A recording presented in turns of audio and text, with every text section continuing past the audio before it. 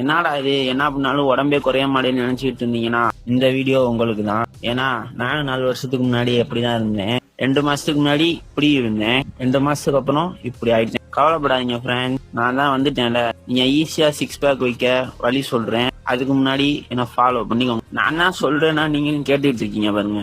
ஈஸியாலாம் எதுவுமே பண்ண முடியாது ஃப்ரெண்ட்ஸ். அப்படின்னா எல்லாருமே 6 பேக்கோட அலைய மாட்டாங்களா? நான் என்ன பண்ணேன், எவ்வளவு கஷ்டப்பட்டேன்றத இந்த கட்டிங் சீரீஸ்ல சொல்றேன். அதுல இன்னைக்கு டே 1. எனக்கு ஒரு நாள்ல எது பெரிய வேலைன்னு பாத்தீங்கன்னா சமைக்கிறதோ இல்ல ஜிம்முக்கு போறதோ அதெல்லாம் கிடையாது. என் கூட பிறந்த பிசாசை கூப்பிட்டு போய் ஸ்கூல்ல விடுறதுதான் என்னோட பெரிய வேலையே.